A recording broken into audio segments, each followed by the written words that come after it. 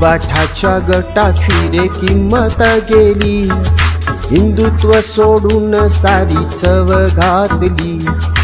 उबाठाच्या गटाची रे किंमत गेली, हिंदुत्व सोडून सारी चव घातली. उबाठाबद्दलच आणखीन एकदा एक साधा विषय असा येतो की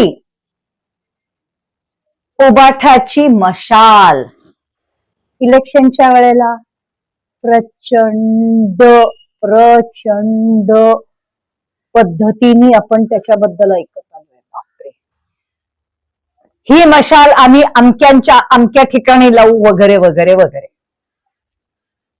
जे व्हिडिओत ऐकलं तेवढं मी बोलते, माझ्या मनातलं काही नाही बोलते. पण आता त्या मशालीकडे पाहिलं तर एक असा प्रश्न पडतो की बाबा, धनुष्य बाणाची मशाल का झाली, आणि जेव्हा ती हातात आली तेव्हा ती खरोखरीच पेटलेली होती का पहिल्यापासूनच विझलेली होती आणि यांना मनात वाटत होतं की ही पेटलेली आहे, किंवा थोडा वेळ पेटली आणि नंतर विझली आणि मग त्या मशालीच्या आगीवर हात ठेवून आम्ही शपथ घेतो वगैरे म्हणताना मस्त हात काळे करून घेतले आणि ते स्वतःच्या तोंडावर लावले, काळं फासलंय. पण ते आपण तोंडाला काळं फासलंय, आपल्या तोंडाला आपणच काळं फासून घेतलंय, ह्याचीही ह्या महान मंडळींना जाणीव नाहीये. आणि अशी गंमत जम्मत सगळीकडे चालू आहे, आपण पाहतोय. आणि हे ह्याच्यातलं काहीही मी स्वतःच्या मनाचं बोलत नाहीये, मला कोणाचाही अनादर करण्याची अजिबात इच्छा नाहीये. पण जे कानावर पडतं, जे डोळ्यांना दिसतं ते आपण बोलतो, आपण सगळेच बोलतो, नाही का. आता याचा अनालिसिस करायची वेळ आलीये, महाराष्ट्राला जागं व्हायची वेळ आलीये ना. मग तसा याचा अनालिसिस करायची वेळ आलीये. कारण प्रश्न असा पडतो की वाघाच्या बच्च्याचं मरतुकड शेरडू कसं झालं, कुणी केलं. आणि ठीक आहे, धनुष्यबाण गेलं, मशाल आली, अरे पण ती मशाल पण का विझली,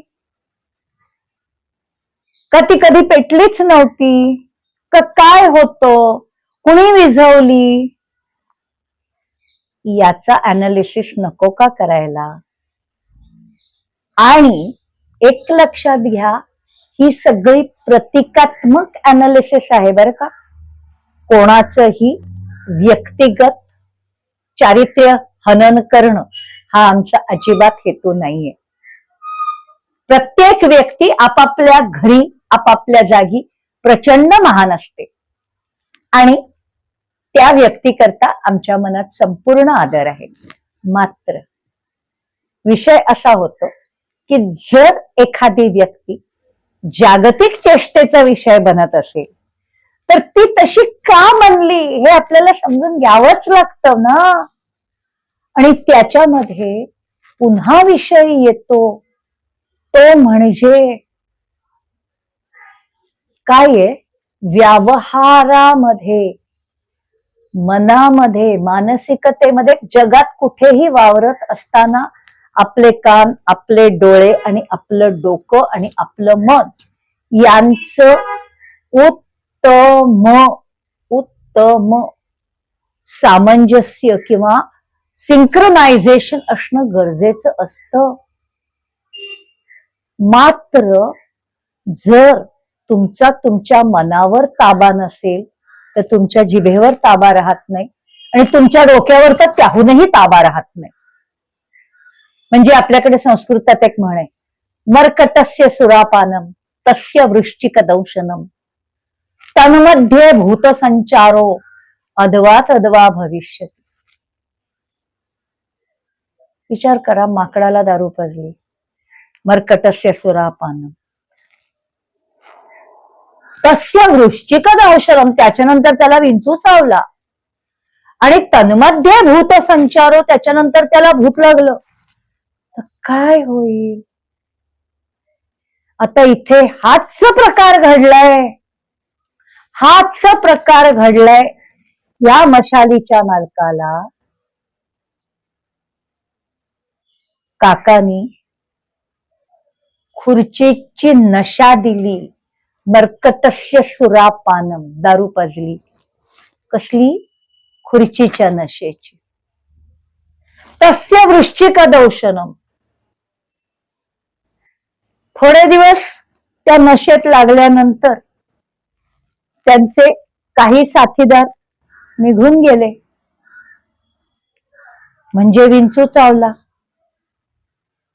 धनुष्यबाण गेलं, विंचू चावला, हातात मशाल आली, विंचू चावला. आणि तन्मध्ये भूत संचारो, ह्याच्यानंतर त्यांचा जो काही मस्कऱ्या, म्हणजे आपले महान द ग्रेट संजय राऊत यांची मुक्ताफळं सर्वत्र चालू झाली आणि ते ह्यांनाही चढवायला लागले. तन्मध्ये भूत संचारो. आणि मग जे झालं ते झालं, अद्वा तद्वा भविष्यती. पण दुर्दैवानी हाच प्रकार थोड्याफार फरकानी प्रत्येक अयशस्वी माणसाच्या बाबतीत घडत असतो. आणि त्याचं कारण त्याला व्यवहार आणि मन यांच्यामध्ये संतुलन राखता येत नाही. नॉर्मल कुटुंबातला अयशस्वी माणूस फक्त कुटुंब अयशस्वी करतो, पण तोच अयशस्वी माणूस जेव्हा राज्य किंवा राष्ट्राच्या बाबतीमध्ये अशी माती खातो त्यावेळेला खरोखरीच अद्वा तद्वा होतो. मग इथला अद्वा तद्वा आपण बघतोय, बोलतोय, पण आपल्या आयुष्यात हे व्हायला नको असेल तर लक्षात ठेवा, व्यावसायिकता, व्यावहारिकता आणि मानसिकता यांचं उत्तम संतुलन हे बाळगलं जाणं हे प्रचंड प्रचंड महत्वाचं आहे. आता कसं बाळगायचं याचं थोडक्यामध्ये आम्ही तुमच्याकरता काहीतरी आणलेलं आहे.